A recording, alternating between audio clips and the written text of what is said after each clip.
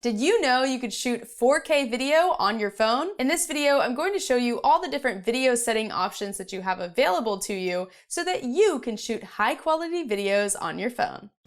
I'm Amanda Horvath, and on this channel, I help eliminate the obstacles to getting you sitting where I'm sitting right now, in front of the camera. So if you're ready to break through limiting beliefs and share your message with the world, then be sure to subscribe and click the bell to be notified every time I release a new video. I'm a big advocate for using the gear that you already own to get your message out there, and your iPhone is a great way to do that. So in this video, I want to walk through the various video settings and how to set them so that you can get the highest quality output from your phone. So the first thing you're going to want to do is go to the Settings app on your phone. Open that up and scroll down to the video settings or the camera settings. So right here we have camera, and there are several different options within this, and we're going to walk through them together. So first you have formats. So for the formats, there are two options. You have high efficiency and most compatible. And high efficiency saves space on your phone for the file size, but I have found that it can create some issues. So as you can see here, it says to reduce file size, use the high efficiency option. And if you have to shoot, if you're going to shoot in 4K at 60 frames per second or 1080p at 240 frames per second, which we're going to talk about those, then you have to have high efficiency turned on. Otherwise, I would have the most compatible option turned on. Now let's hop on over to the record video options. So the first number that you see is 720p, 1080, or 4K. And these are the resolution sizes of what you are shooting. So 720p is the smallest, 4K is the largest. I would recommend shooting in 4K. Everything is moving that direction, and the iPhone has relatively small file sizes even at 4K, so I would recommend just sticking there. Now, if you do find that you're running out of space on your phone, then you could come back and you could switch it to 1080p for any videos that are just random videos on your phone that you're not going to use for some sort of video edit.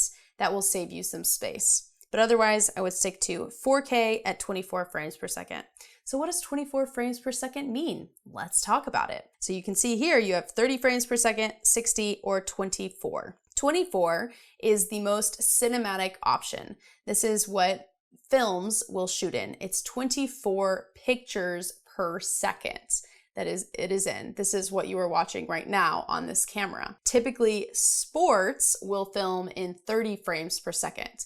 There's just a few more photos. There's 6 more photos within a second. And so when you're moving your arm, it's more smooth. You're seeing not as much blur effect on the camera. And so when sports, they're moving really quickly and people are filming at 30 frames per second because of that. And then 60 frames per second, you're capturing even more frames. So there's even more like specific moments within that. And the reason that you would do this is to slow down your footage. And we'll talk about that a little bit more as well. But 60 frames per second, just think that's starting to get into slow-mo. So that's why you would do that. So I would recommend 4K at 24 frames per second. I have found that if you shoot 4K at 30 frames per second, then it's a little bit better in low light circumstances. So if you're in a low light setting and you feel like you need to change it, you can always come back here and change it to 30 frames per second.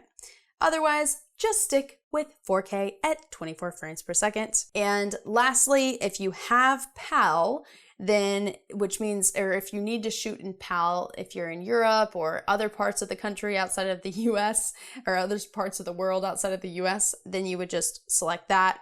And that pulls up a 25 frames per second option. That is the European equivalent of the 24 frames per second. So if you're in that part of the world, you might want to choose that.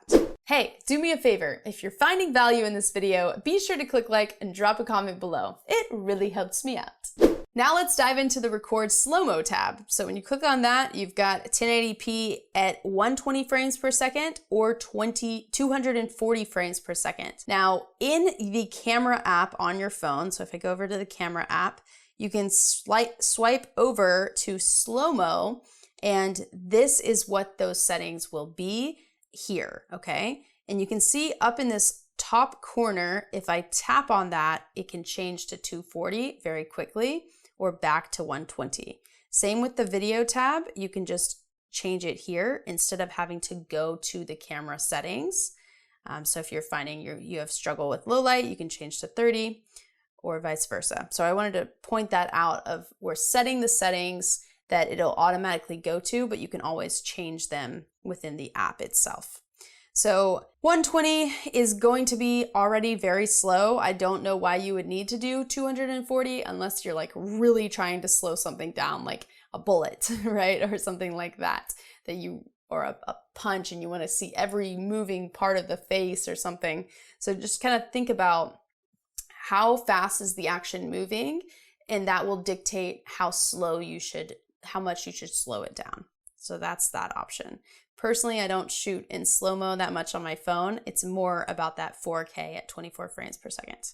All right, there's a few things I want to point out. Otherwise, I don't need to go into every single one of these, but you can see on my screen right now how I've personally set the rest of these settings. So I keep the Smart HDR on, the prioritize faster shooting, view outside frame, that's fine. If I wanted to turn on a grid view on my screen, which can be helpful when you are wanting to do like a rule of thirds situation to where you're splitting the frame and you want to see where things are placed, or if you want to get someone perfectly in the middle of the frame, that grid option is a good option.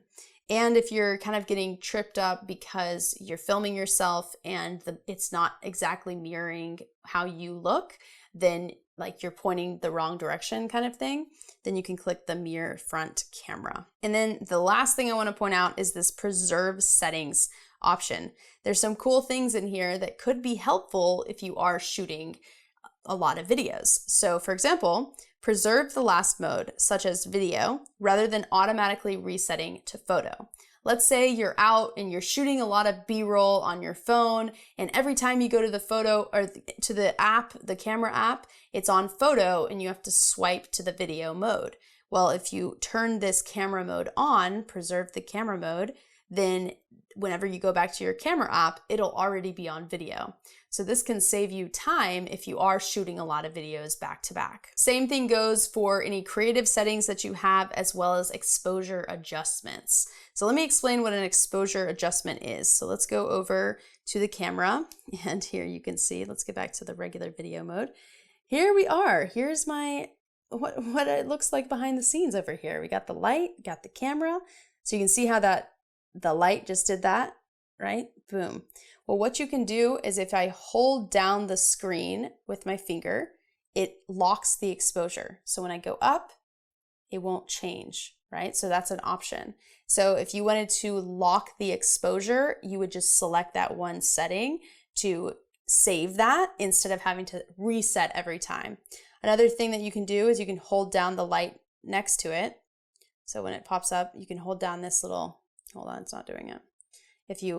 Hold down the square and then grab the sundial, and you can go up or down with your finger. It can be a little tricky and to set the exposure more properly. So it's pretty cool the way that the iPhone is able to do these things. So if you wanted to set your exposure and not have it change, you want it to stay the same, then you would select this section. Now that you know how to set the settings on your phone, you might be wondering, what do I talk about in my videos? Well, linked on the screen here is my quick start guide to video. It is a 3-part video series that is going to get you up and running. So click through right now and I'll see you there.